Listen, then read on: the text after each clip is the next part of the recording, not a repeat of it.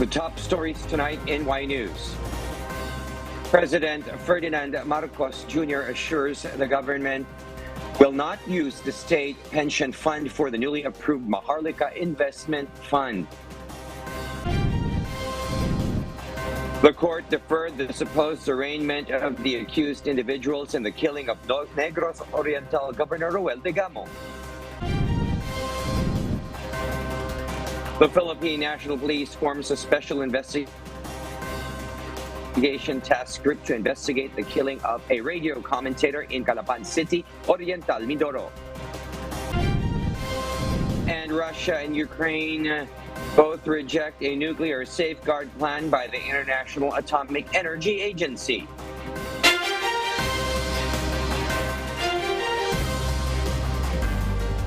Good evening, Philippines and the world. Today is Wednesday, the 31st of May, 2023. Join us in the next hour as we deliver today's top stories around the Philippines and in other parts of the world. We are also seen in 1,935 satellite monitoring centers nationwide and via live streaming worldwide through the UNTV News and Rescue social media channels. I am William Theo.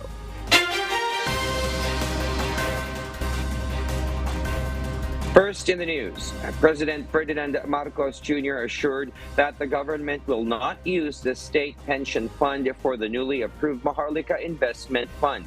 Nel Maribuhok reports. President Ferdinand Marcos Jr. said the government has no intention of using state pension funds as a seed fund for the proposed Maharlika Investment Fund or MIF. I perfectly agree. We have no intention of using the pera kukuha tayo ng pera ng pension fund.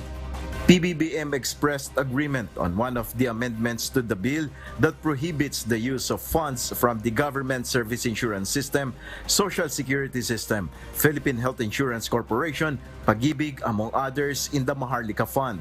President Marcos, however, said pension funds themselves could invest in the proposed Sovereign Wealth Fund if they think it is a good investment. We will not use it as a seed fund. However, if a pension fund, which is what pension funds do, is they invest. If the pension fund decides that the Maharlika Fund is a good investment, it's up to them if they want to invest in it. GSIS President and General Manager Jose Arnolfo Veloso said in a separate interview that even before discussions were made that pension funds will not be utilized for the Maharlika, the Department of Budget and Management said that the funding sources for the MIF include the Land Bank of the Philippines, the Development Bank of the Philippines, the Philippine Amusement and Gaming Corporation, and Bangko Sentral ng Pilipinas dividends. Nel Maribuhok, UNTV News and Rescue. We serve the people, we give glory to God. Meanwhile, attorney Ferdinand Topacio, Congressman Arnolfo Teves Jr.'s legal counsel said that they would seek the intervention of the Supreme Court if the House of Representatives will expel his client. Topacio explained since they cannot appeal the lower chamber of Congress's decision, they will invoke the power of the High Court or the expanded judicial review. The court will determine if any branch of the government, such as the legislative, abused its power. One of our options is to invoke the expanded judicial review or judicial powers of the Supreme Court in determining whether or not any branch of government has committed grave abuse of discretion.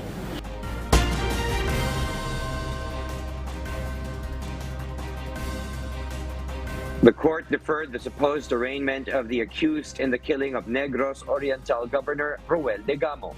Dante Amento tells us why. The 11 accused in the killing of Negros Oriental Governor Erwin Tulfo, through their lawyers, filed a motion to quash to invalidate the case filed against them. In effect, the accused asked the court to dismiss the case for the alleged illegal arrest. Illegality of the arrest of all accused because in the first place they were not involved in any crime. But Justice Secretary Crispin Rimulya stressed everything was done with legality. No illegal arrest. Why should there be? It's the government has resources to look for suspects, and it has the means to look for suspects, and we use the resources. Meanwhile, the accused also urged the court that they would remain at the National Bureau of Investigation or NBI detention facility for their safety. Na kung ililipat sila sa city jail, doon sila papatayin. So, ganun po ang mga nakapending na motion. At sa lahat ng motion na yon, ang ating hukuman ay binigyan ng 15 days ang Department of Justice para mag-comment o magbigay ng kanilang panig. The DOJ, on the other hand, said if the accused were allegedly tortured by the NBI, why should they want to remain at the NBI detention facility? The arraignment is rescheduled for July 19, 2023. Meanwhile, 5 other accused have recanted their previous statements, such as Joric Labrador, Benji Rodriguez, and Winrich Estoris. Their lawyer, Attorney George Valenton, disclosed that his clients were also tortured when they executed their previous affidavits. Ano pong sinasabi po nila doon? They were tortured. Sino pong nag-torture sa kanila, sir? Maybe I couldn't comment on that. Dante Amento, UNTV, News and Rescue. We serve the people. We give glory to God. Representative Erwin Tulfo officially took his oath as the third member of the ACT CIS party list. However, due to the pending motion of reconsideration for the disqualification case against him, Tulfo cannot vote or join House sessions and committee hearings yet. In an interview with the media, the newly sworn lawmaker hopes that he will be able to fulfill his duties as a congressman before President Ferdinand Marcos Jr.'s State of the Nation address. And I was informed by the SecGen and then by Majority Leader Dalipe na you cannot vote at this point, you cannot attend muna sessions or committee hearings. Fortunately or unfortunately, this is the last day of the sessions. Hopefully, the MR will be resolved according to the House leadership. The Philippine National Police formed a Special Investigation Task Group, or SITG, to investigate the killing of Crescenciano Bundokin in Santa Isabel, Calapan City Oriental, Mindoro. PNP Chief Police General Benjamin Acorda Jr. stated that the SITG will be headed by the Provincial Director of Oriental Mindoro. The SITG has identified the gunman who is now the subject of a hot pursuit operation. Identified na yung namatay, and we have identified also some of the instruments used, pati yung mga firearms, and we hope that mapapadali yung pagkakuha rin ng other suspects. According to the report from Calapan City Police Station, Bondokin was shot by the tandem suspects while he was in front of a sari-sari store. The victim was immediately rushed to the hospital but was declared dead on arrival. The SITG is still investigating the possible motive behind the crime. For those watching our live streaming on YouTube, please click the subscribe button you see on your screen and ring the bell for notification. You may also follow us on Facebook. The Bureau of Internal Revenue, or BIR, announced that it has surpassed its collection target for April 2023 by 11.67%, which is equivalent to 35.114 billion pesos. According to BIR Commissioner Romeo Lumagi Jr., the agency was able to collect 336 billion pesos net of tax refunds, which is higher than the 96 billion pesos collected last year. BIR's collection target was set at almost 3 trillion pesos for this year. Diplomas and transcripts of records will be digitized as the Commission on Higher Education and the Department of Information and Communications Technology signed the Memorandum of Agreement. Meanwhile, some fresh graduates have agreed to digitize their documents as it is more convenient than personally visiting the school. Bernadette Tinoy will tell us why. The Commission on Higher Education, or CHED, signed the Memorandum of Understanding with the Department of Information and Communications Technology, or DICT, aiming to digitize the issuance of school documents such as transcript of records, or TOR, and diploma. According to CHED Chairman Prospero de Vera III, this will be done through the use of an e-governance system. He reiterates that the first step would be to assess the capability of private and public colleges and universities to adopt the project. So the first thing is do an inventory of who are the universities that are ready to be part of this project, at sila yung uunahin na tignan kung paano magkakaroon ng system in accessing the documents. De Vera added that the safety and security of the information would be ensured by their respective universities and colleges. The college registrar of Labrador Christian College, Caloocan Tykes Villagomez, said they were ready to adopt the issuance of digital diplomas and TORs. He also stated that during the height of the pandemic, the college offered online requests for documents. Ang atin pong request ng mga documents nila ay digital, online yung process ng requesting nila, dahil minsan may mga estudyante tayo from abroad and then from other provinces. So, bino-offer natin sa kanila yung online request. Paano kala ito ng gobyerno? Nakahanda naman din kami. Meanwhile, a fresh graduate, Aaron Paul Carillo, said he still hasn't been able to get his TOR as his work schedule overlaps with the school schedule. I was working from home. Medyo nahihirapan akong ayusin yung schedule ko and yung day offs. Medyo mahirap siyang i-align dun sa release ng school for TOR. He admits that having a digital TOR would be convenient for him and reiterates the importance of having a soft copy. Yung pagkakaroon kasi ng soft copy, parang maganda siya dahil halimbawa yung TOR mo ma-damage, hindi ka na kailangan kumuha pa uli o pumunta sa school, pwede mo na siyang i-reprint or i-present mo na lang yung soft copy. Convenient siya sa akin kasi hindi ko na kailangan mag-travel or isisend na lang, pwedeng isend sa email. Bernadette Pinoy, UNTV News and Rescue.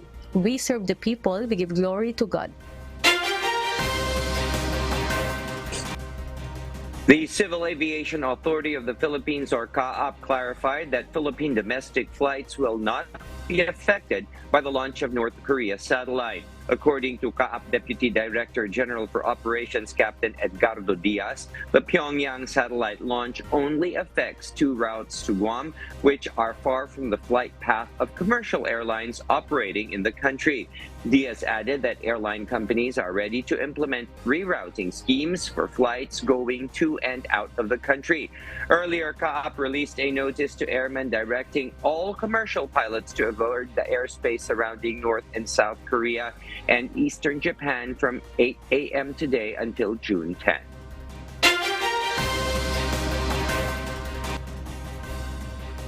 For our news abroad, amid escalating tensions, Russia and Ukraine have both rejected the International Atomic Energy Agency's proposed plan to safeguard the Zaporizhzhia nuclear power plant, raising concerns about the plant's vulnerability and potential consequences. Joselito Liquido will tell us the details live.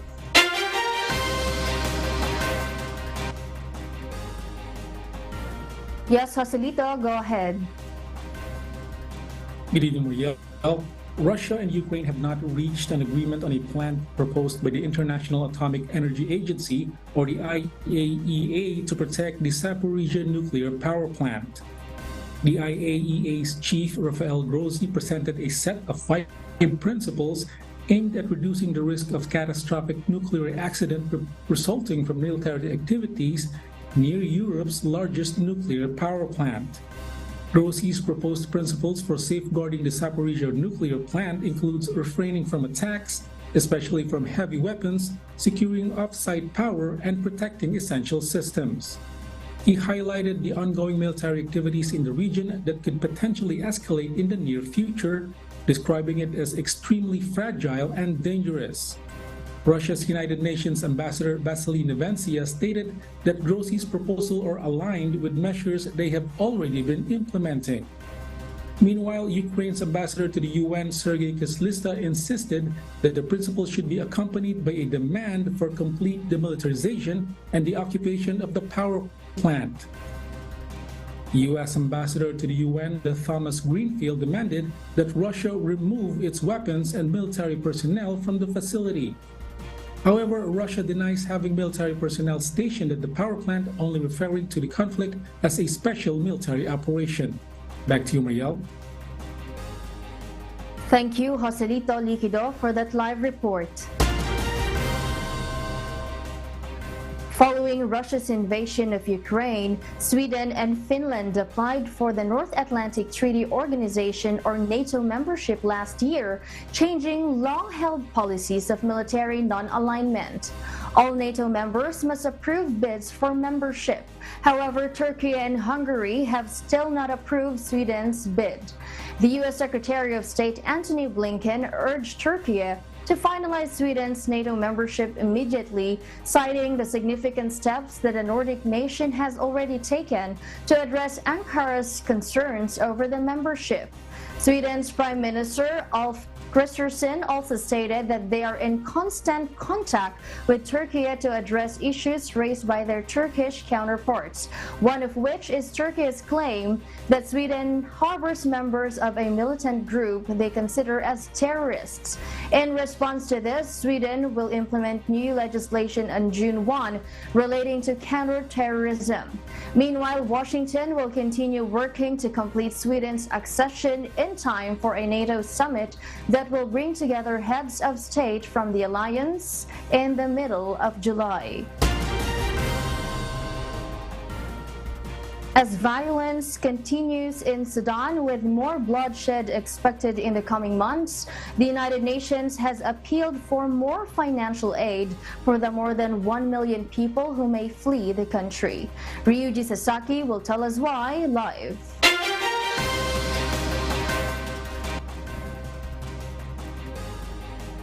Yes, Ryuji, go ahead. Mariel, Asia's economic powerhouses China and Japan have responded to the United Nations call to provide donations and assistance to the refugees who have crossed into South Sudan, Egypt, Chad, and Ethiopia. China has contributed 2,400 tons of rice, while Japan has donated $3.5 million to the UN Refugee Agency, or UNHCR. On top of this, the Chinese ambassador to the South Sudan, Ma Chiang, said Beijing has backed the mediation efforts of the South Sudanese government to end the conflict between Sudan's army and the Paramilitary Rapid Support Forces, or RSF. While South Sudan's officials warn of their lack of capacity to accommodate the more than 50,000 people who have already crossed into the country, the Minister of Humanitarian Affairs, Albino Akol Atak, assures that the nation is willing to help, along with other members of the international community. Meanwhile, amid shaky ceasefires, Sudan's military ruler, General Abdel Fattah al-Burhan, has requested the UN to replace its special envoy to the country, Volker Perthes, last week. However, UN Chief Antonio Guterres has denied the request and defended the envoy's work. As the battle for control of Sudan enters its 7th week, at least 700 people have been killed, and more than 1 million have been internally displaced. Back to you, Mariel. Thank you for that live report, Ryuji Sasaki. And those are the reasons behind the news in other parts of the globe. I am Mariela Toza reporting live from Perth, Australia. Good evening.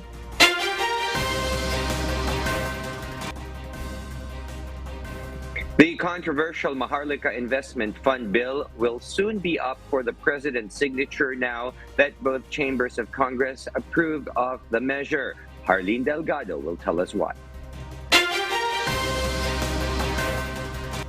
The House of Representatives has adopted the Senate's version of the proposed Maharlika Investment Fund, or MIF, bill. This comes after contingents of both chambers of Congress convened for a bicameral conference. Early Wednesday morning, 19 senators voted in favor of the bill, with Senate Deputy Minority Leader Risa Hontiveros voting against the measure. Meanwhile, Senator Nancy Binay abstained from voting.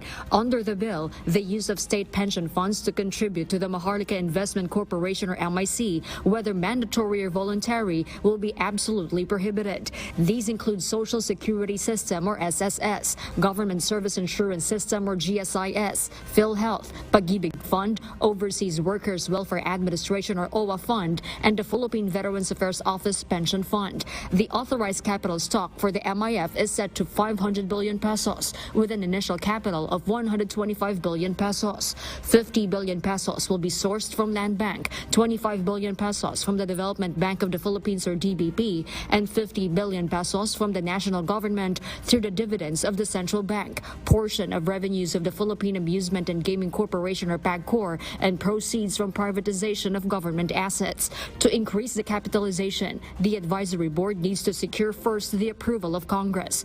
9 members will sit in the board of directors to be led by the Secretary of Finance, presidents and chief executive officers or CEO of the MIC, Land Bank, DBP, 2 regular directors, and independent directors from the private sector. They will be appointed by the president upon the recommendation of the advisory body. Meanwhile, the Senate removed the provision seeking to grant rewards and performance bonus to officials and employees of the MIC. Stiffer penalties were also set for directors and officials who will violate qualifications ranging from 5 million pesos to 15 million pesos, while those who will be involved in fraud, graft and corrupt practices may face a penalty of 1 million pesos to 5 million pesos, imprisonment of 6 years, and perpetual disqualification from holding public office. A joint congressional oversight committee will be formed composed of 7 members each from both chambers of Congress to oversee, monitor, and evaluate the implementation of the MIF, while a risk management committee composed of 5 members will be constituted that will ensure that the MIC is taking the appropriate measures to balance between the risk and reward in both ongoing and new business activities. Senator Mark Villar, who sponsored the measure, calls the bill historic, saying that it will generate more jobs and revenue for the country. Definitely hindi po siya political. Ito naman ay isang ay para sa ating ekonomiya dahil alam naman po natin na natamaan tayo ng COVID at kailangan po natin i-pump-prime ang ating economy. Senate President Juan Miguel Bigzubiri is confident that the bill has enough safeguards. Linagay po namin lahat ng safeguards na pwedeng pag-isipan na pwedeng mangyari dito sa bill na ito. Wala na po kayong kakabahan pa kasi ang haka-haka, baka ipasok pa daw yung GSIS, SSS, wala na po yan. Once the final version of the bill is printed, an enrolled copy will be sent to Malacanang for President Ferdinand Marcos Jr.'s signature. Hardin Delgado, UNTV News and Rescue. We serve the people. We give glory to God. Typhoon Betty maintains strength as it moves closer to the northern side of the Philippine Area of Responsibility or PAR. As of 5 p.m., the cyclone was located 410 kilometers east of Itbayat, Batanes, packing maximum sustained winds of 120 kilometers per hour and gustiness of up to 150 kilometers per hour. It is moving northward at 15 kilometers per hour. Wind signal number 1 is still raised over Batanes and the islands of Calayan, Babuyan, and Camiguin.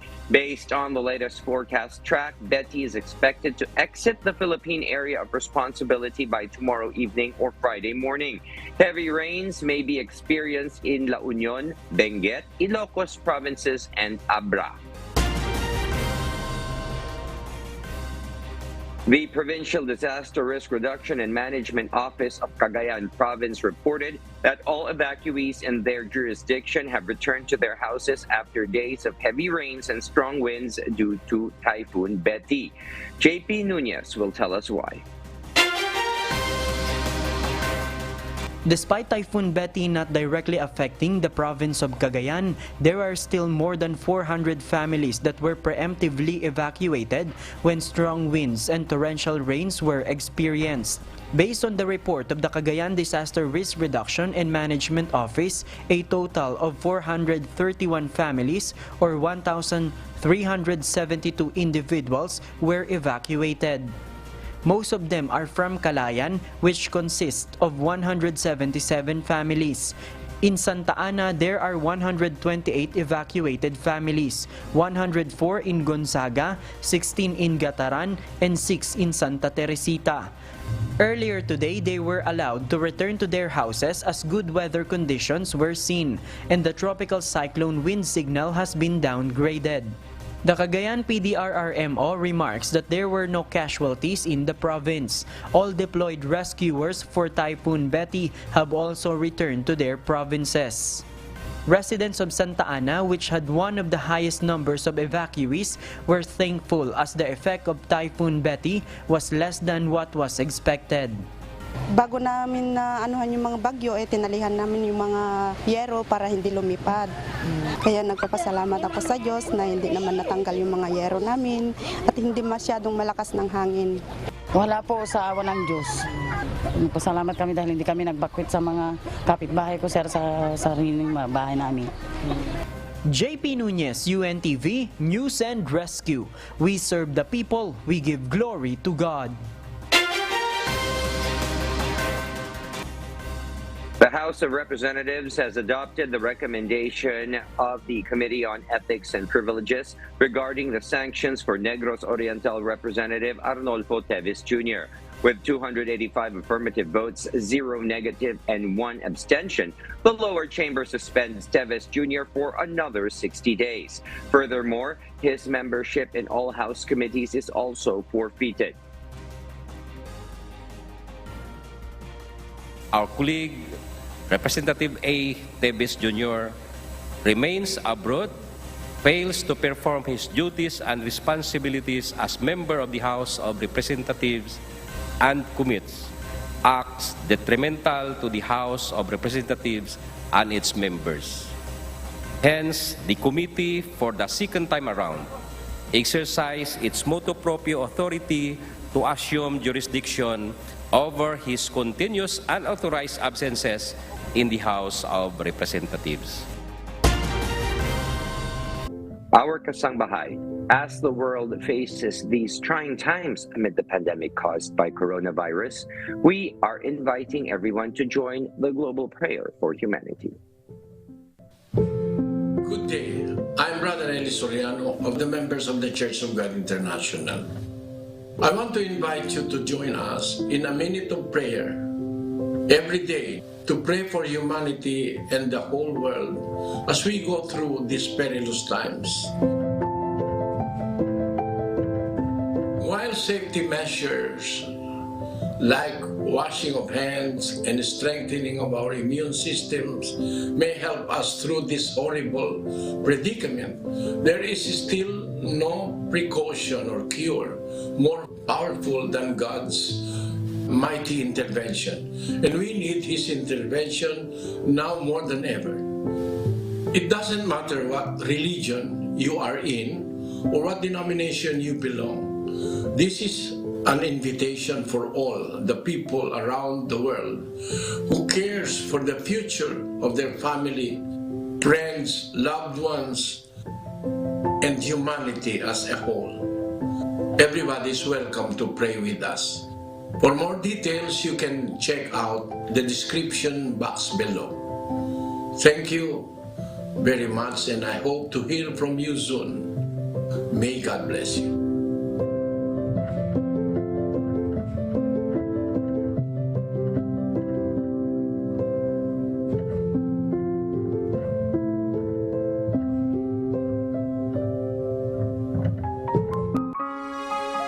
And before we close, we will leave you with the word, giving glory to God, from the book of Matthew chapter 5, verse 8. It says, "Blessed are the pure in heart, for they shall see God."